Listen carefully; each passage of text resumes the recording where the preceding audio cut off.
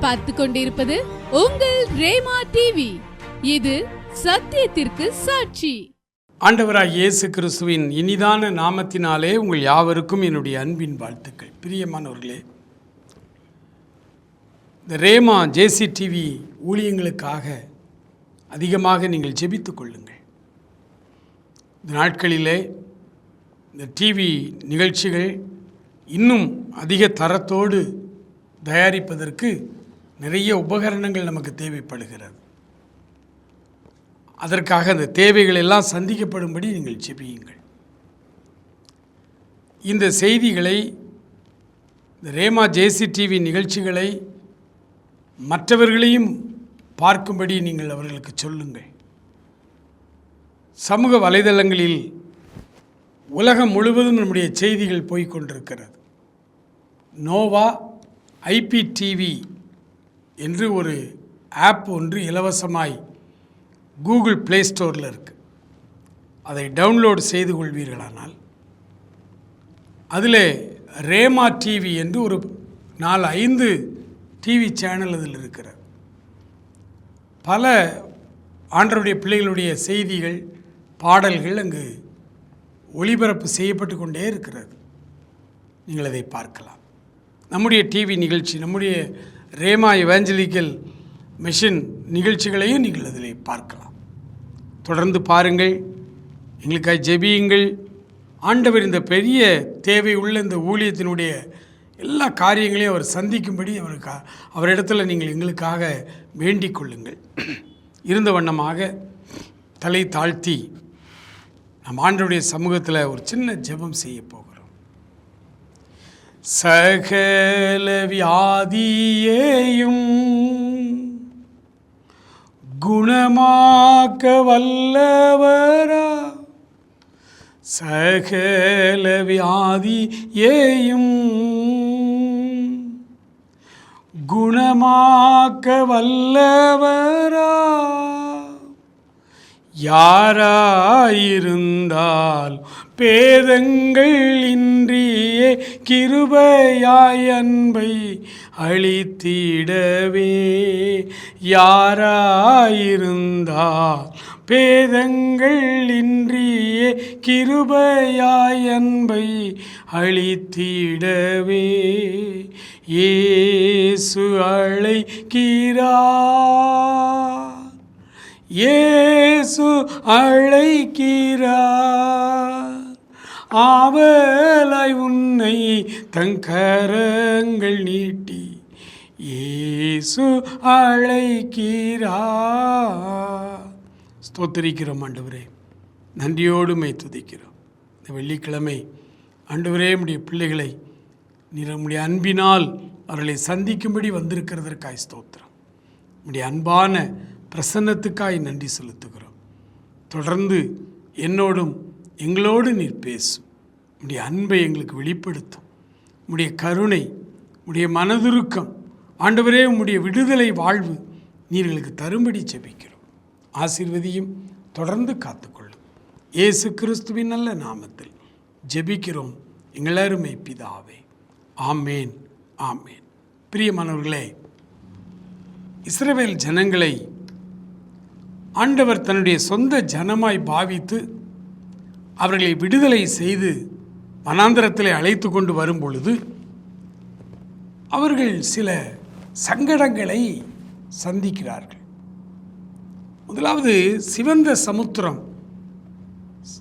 அவர்களை மறித்து, செங்கடல் அவர்களை மறித்தது. பயந்தார்கள், என்ன செய்வோம் என்று கலங்கினார்கள். ஆண்டவர் தம்முடைய மகா பெரிய வல்லமையை தம்முடைய ஜனங்களுக்கு வெளிப்படுத்தி, பயப்படாதீங்க, நீங்கள் ஆராதிக்கிற தெய்வம் மகா பெரிய வல்லவர் என்பதை அவர்களுக்கு வெளிப்படுத்தினார். மகிழ்ச்சி அடைந்தார்கள். அந்த சங்கடத்தை கடந்து, செங்கடலை கடந்து அடுத்த பக்கத்துக்கு உயிரோடு வந்தார்கள். மகிழ்ச்சியாய் ஒரு வாழ்க்கை போய்கொண்டிருந்தது. அந்த மகிழ்ச்சி நீடிக்கலை. செங்கடலுக்கு அக்கறையிலே வந்து அவர்கள் வழிநடக்க துவங்க ஆரம்பித்தார்கள். ஒரு நாள் ஆனது, 2 நாள் ஆனது, 3 நாட்கள் ஆகிவிட்டது. குடிக்க தண்ணீர் இல்லை. இந்த வனாந்திரத்தில் தண்ணி தண்ணி தண்ணி இல்லாமல் மனிதன் வாழ முடியாது. அதிகபட்சம் இந்த உலகத்தில் ஒரு மனிதன் உயிரோடு இருக்கணும்னா 3 நாள், அதிகபட்சம் 3 நாள் தண்ணி இல்லாமல் இருக்கலாம். அதுக்கு மேலே இருக்க முடியாது. நான் ஒரு முறை ஆண்டவரை ஏற்றுக்கொண்ட பிறகு உபவாச ஜெபம் பண்ணும் பொழுது ஒரு முறை தண்ணீர் கூட குடிக்காமல் நம்ம இருந்தால் என்ன, அப்படி ஒரு நாள் இருந்து பார்க்கலான்னு சொல்லி காலை எழும்பினதிலிருந்து தண்ணீரே அருந்தாமல் ஜெபித்து கொண்டே இருந்தேன். 3 நாள் ஜெபிக்கணும்னு பிளான். ஜெபித்து கொண்டே இருந்தேன். சாயங்காலம் 5 மணி ஆனது, 6 மணிக்கு ஆனது. அதுக்கு மேலே தண்ணி குடிக்காமல் இருக்கவே முடியல. ஆகவே தண்ணீர் மாத்திரம் குடித்து கொண்டு அடுத்த 2 நாளும் சாப்பிடாமல் அவருடைய சமூகத்தில் நான் உற்சாகமாய்த்தான் இருந்து ஜெபம் பண்ணேன். ஆனால் தண்ணீர் குடிக்காமல் என்னால் இருக்க முடியலை. என்னுடைய சரீரம், என்னுடைய உடம்பு 12 மணி நேரம் அதிகபட்சம், அதுக்கு மேலே தண்ணி இல்லாமல் இருக்க முடியல. ஆனால் வனாந்திரத்தில் 3 நாட்கள் அந்த மக்கள் தண்ணீர் இல்லாமல் தாகத்தால் சோர்ந்து போனார்கள், பயந்தார்கள். செத்துருவோம், இன்னும் கொஞ்சம் தண்ணி இல்லாமல் நடக்கணும், நாங்கள் செத்துருவோங்கிற ஒரு நிலைமைக்கு வந்த பொழுது ஒரு கிணறு, அதில் தண்ணி இருந்துச்சு. மகிழ்ச்சியாய் மக்கள் போனாங்க. அந்த தண்ணீரை எடுத்து வாயில் வச்சா கசப்பு, பயங்கர கசப்பு. அவர்களால் குடிக்க முடியல. அலறினார்கள், நாங்கள் செத்துருவோன்னு பயந்தாங்க. அப்போ ஆண்டவர் ஒரு காரியம் செய்தார். மோசேயினிடத்தில் ஒரு மரத்தை காண்பித்து, இந்த மர கொப்புகளையெல்லாம் வெட்டி இந்த தண்ணீரில் போடு, அதே மாதிரி செய்தார். கசப்பு இனிப்பான தண்ணியாக மாறிடுச்சு. மாறாவின் கசப்பை மதுரமாக்கினார் என்று வாசிக்கிறோம். 2வது காரியம் நடந்த பொழுது மக்களுக்கு ஒரே மகிழ்ச்சி. ஆண்டவர் ஏன் இதை அனுமதித்தார் அப்படின்னா, ஆண்டவர் தம் பிள்ளைகளை அழுவதையோ, தம் பிள்ளைகள் தண்ணி இல்லாமல் கஷ்டப்படுறதையோ அதை சகித்து கொள்ளவே முடியாது ஆண்டவரால். ஏன்னா நம்ம அப்பா அம்மாவை விட நம்மை 1000 மடங்கு அதிகமாய் நம்மை நேசிக்கிறவர். ஆகவே நம்ம கஷ்டப்படுறது அவருக்கு பிடிக்காது. ஆனால் ஏன் இதை அனுமதித்தார் தெரியுமா? இந்த மக்கள் தன் மேலே நம்பிக்கை கொள்ள வேண்டும். நாம் ஆராதிக்கிற கடவுள், நம்மை வழிநடத்துகிற இந்த கடவுள் எந்த பிரச்சனை வந்தாலும் அதிலே அவர் அற்புதம் செய்து நம்மை நடத்துவார் என்பதை அறிந்து கொள்ள வேண்டும் என்று அவர்களை இந்த 2 துயரமான சம்பவத்துக்குள்ளே நடத்தினார். இதுக்கப்புறமும் அவங்க போனாங்க, கொஞ்சம் தூரம் போனாங்க. வனாந்திரத்தில் நீரூற்றை கண்டார்கள்.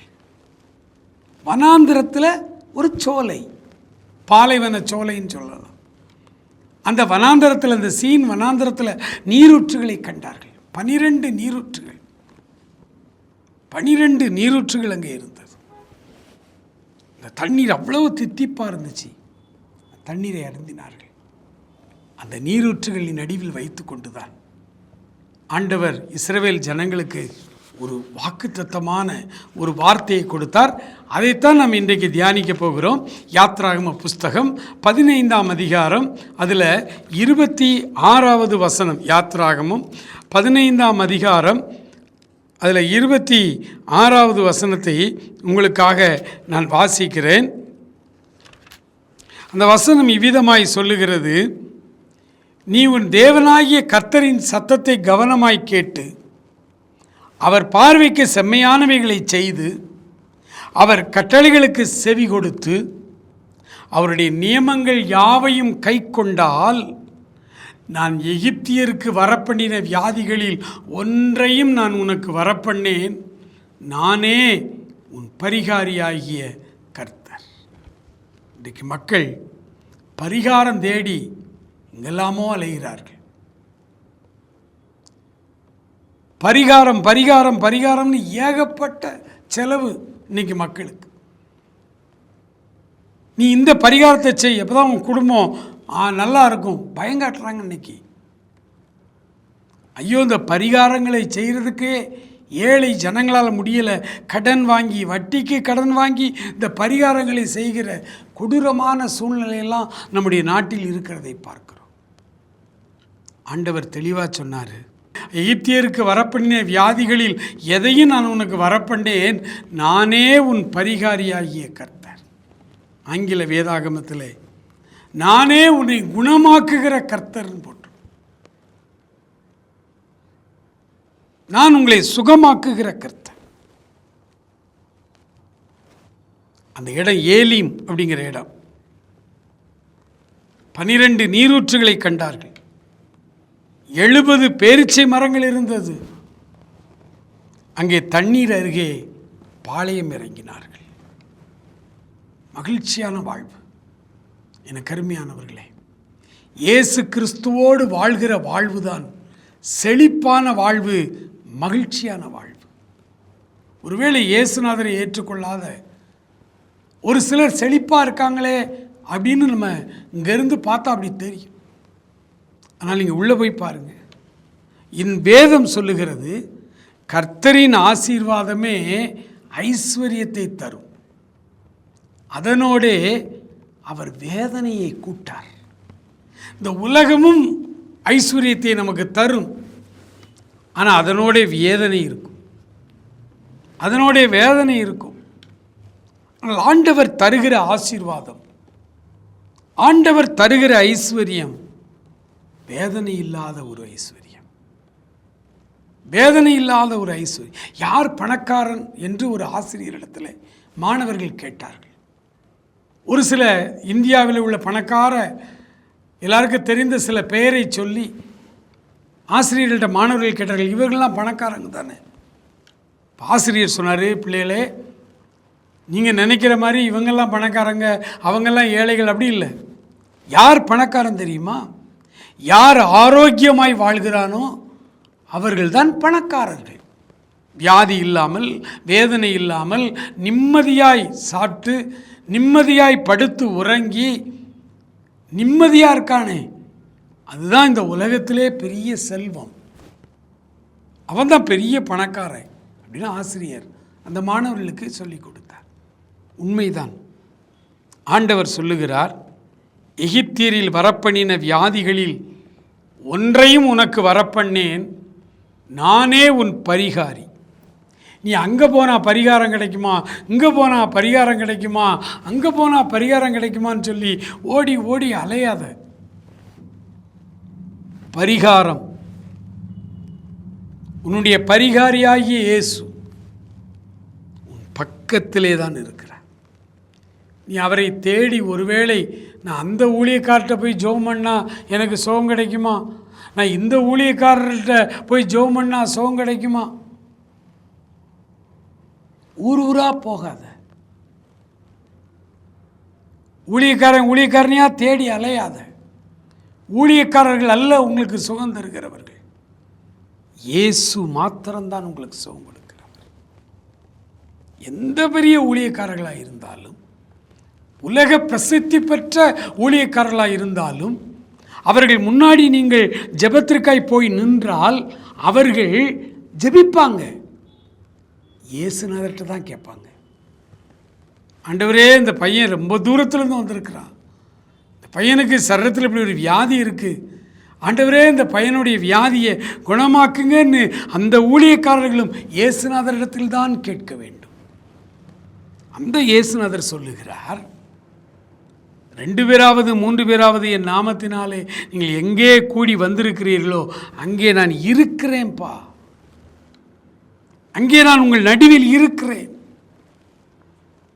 நீ எல்லாம் 2-3 பேர் கூடி முழங்கால் போட்டு ஜெபம் பண்ணி கத்தி கூப்பாடு போட்டு ஆண்டவரே வாரும் வாரும் வாரும் அப்படி சொன்ன பிறகு தான் அங்கே நான் வாரேன்னு இல்லை. நீங்கள் வந்து 3 பேர் 2-3 பேர் நம்ம ஜெபம் பண்ணுவோம் இன்னைக்கு அப்படின்னு முழங்கால் போட்டாலே நாங்கள் நிற்கிறேன். இப்போ உங்களுக்கு ஒரு கேள்வி வரலாம், பிரதர் அப்படின்னா ஏன் நீங்கள் உட்பட எல்லா ஊழியக்காரர்களுமே கத்தி ஜெபிக்கிறாங்களே, பொதுக்கூட்டங்களிலே ஆண்டவரே எங்கள் நடுவிலே வாரும்னு கத்தி கூப்பிடுறாங்களே. உலக பிரசித்தி பெற்ற பெரிய பெரிய ஊழியர்கள் எல்லாம் அப்படித்தானே ஜெபம் பண்றாங்க. ஆவியானவரே எங்கள் நடுவிலே வாரும், எங்கள் மக்களை குணமாக்குன்னு சொல்றாங்க. அப்படிதான் சொல்றாங்க. அப்போ அது தவறா? அதை தவறுன்னு சொல்ற ஒரு கூட்டம் பேர் இருக்காங்க. ஆனால் ஒன்றை நீங்கள் விளங்கிக் கொள்ள வேண்டும், ஆண்டவர் தன்னுடைய வசனத்தில் என்றைக்கும் மாறாதவர், மாற்றப்படக்கூடாதவர். வசனம் சொல்வது சமூலமும் சத்தியம், வசனம்தான் ஆதாரம், சட்டம். அப்போ ஆண்டவர் 2 பேராவது 3 பேராவது நாமத்தினாலே நாம் எங்கே கூடி வந்தாலும் அங்கே அவர் நம் நடுவிலே வந்து விட்டார். அவர் நம் நடுவில் தான் இருக்கிறார். தொலைக்காட்சியிலோ அல்லது யூடியூப்லேயோ அல்லது ஃபேஸ்புக்கிலேயோ எதன் மூலமாகவோ நான் இப்பொழுது பேசிக்கொண்டிருக்கிற இந்த செய்தியை இன்னொரு 10 நாள் கழித்து நீங்கள் உலகத்தின் எந்த மூலையில் நீங்கள் எந்த சமூக வலைதளங்களில் நீங்கள் பார்த்து வீட்டுக்குள்ளே இருந்து பார்த்து கொண்டிருந்தாலும், நீங்கள் 2 பேர் அல்லது 3 பேர் அங்கே உட்காந்து குடும்பமாக பார்த்துக்கிட்டு இருந்தீங்கன்னா உங்கள் பக்கத்தில் இயேசுநாதர் நின்று கொண்டிருக்கிறார். சத்தியம்.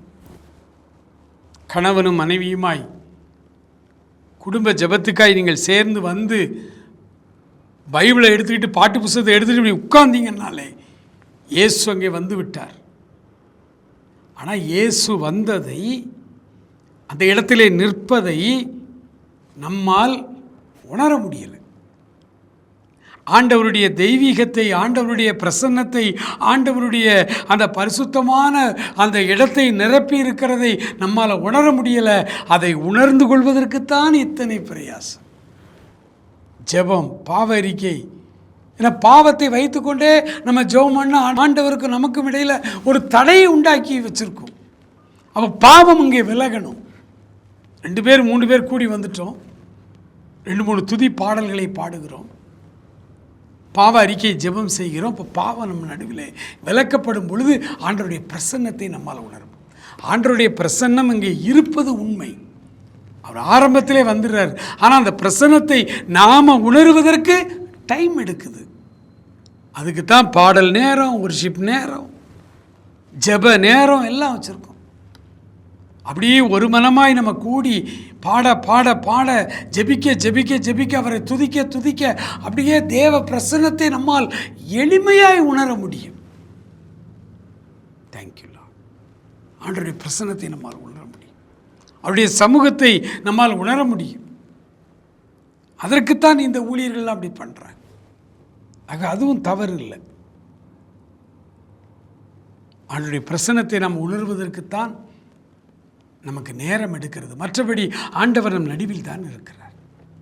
ஆண்டவர் நம் நடுவில் தான் இருக்கிறார். எனக்கு அன்பானவர்களே, ஆண்டவர் சொன்னார், நானே உன் பரிகாரி. நீ பரிகாரம் தேடி எங்கேயும் அலைய வேண்டாம். எந்த கூட்டங்களுக்கும் இங்கேருந்து அங்கே போகணும், அங்கேருந்து இங்கே வரணும் வேண்டாம்.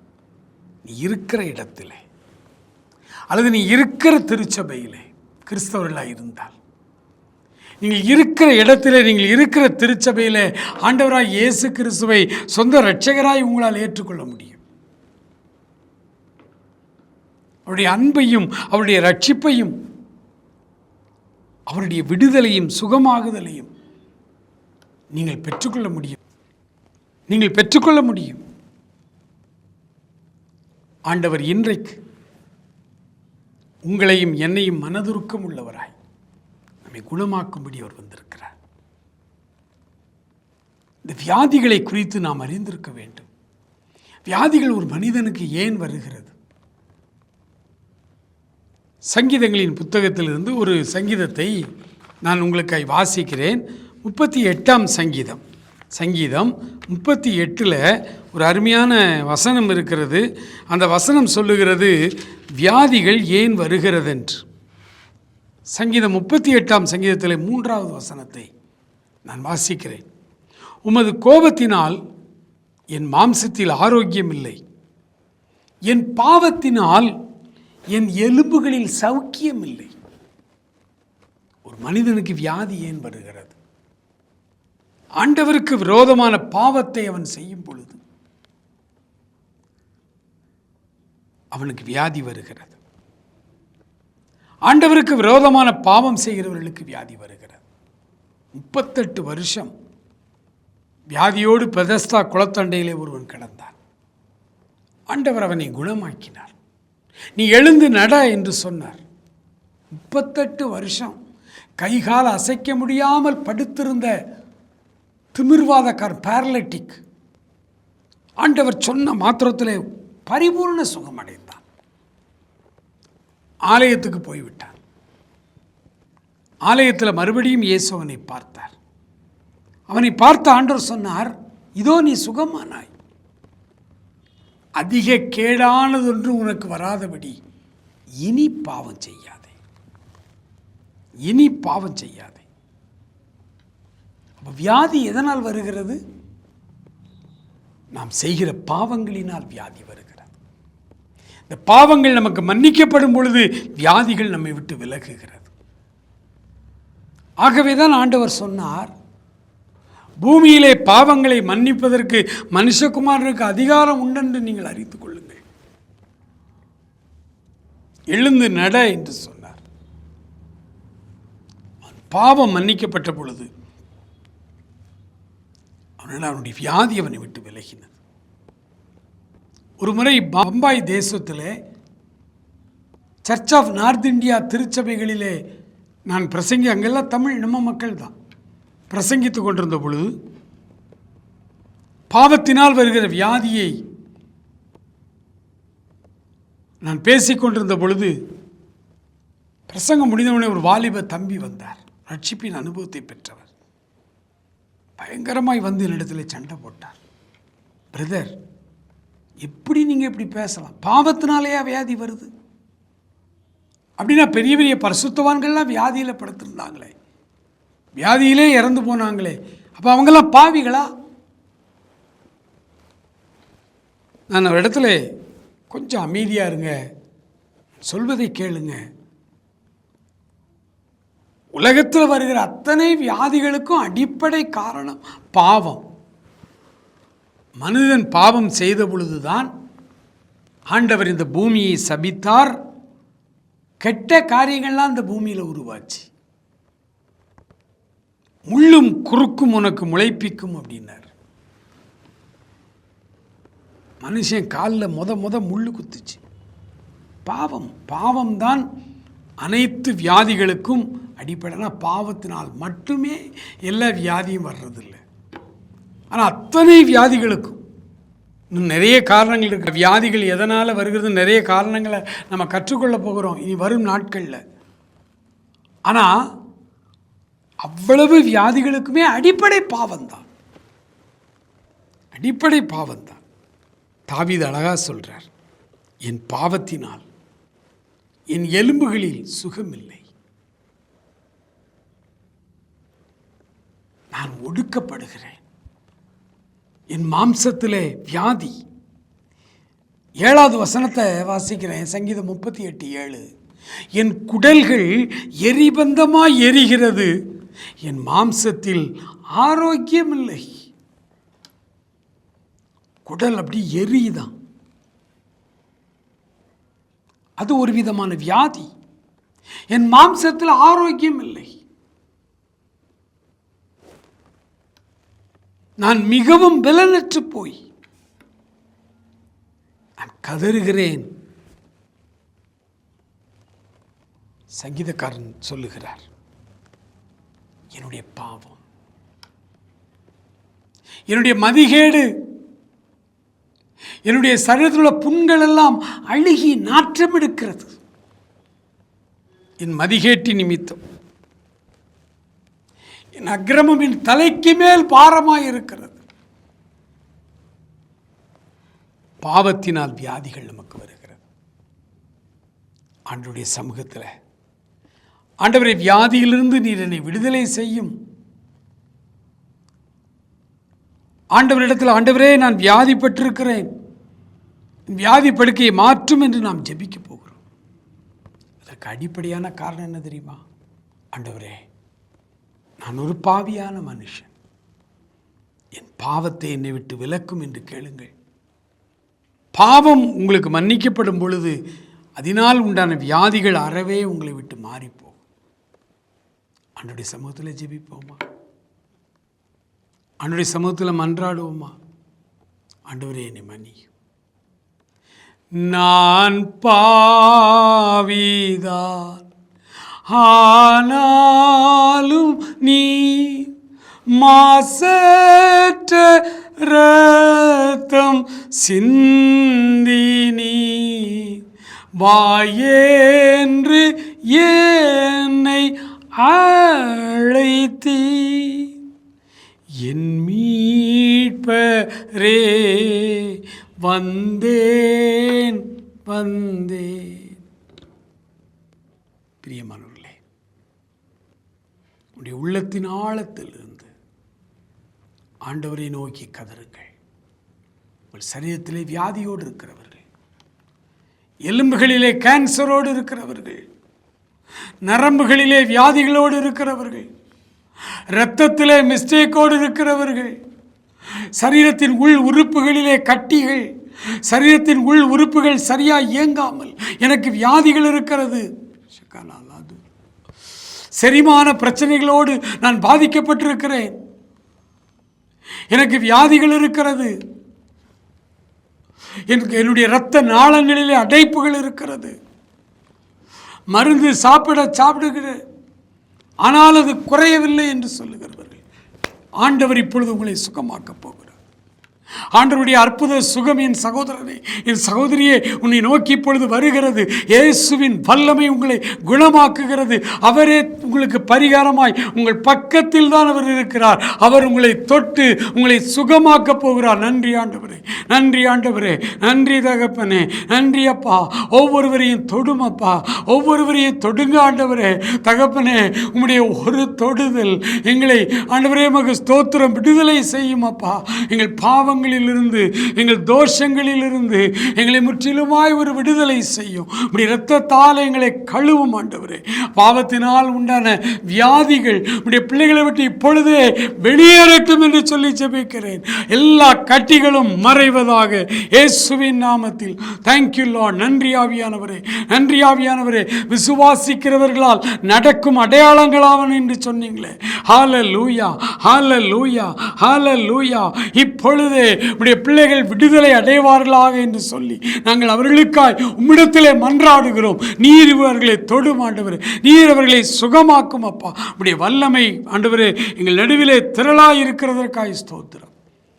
பிள்ளைகளை தொட்டதற்காய் ஸ்தோத்திரம், அவர்களை குணமாக்கினதற்காய் ஸ்தோத்திரம். இயேசு கிறிஸ்துவின் நல்ல நாமத்தில் ஜெபிக்கிறோம் எங்கள் அருமை பிதாவே. ஆமேன், ஆமேன்.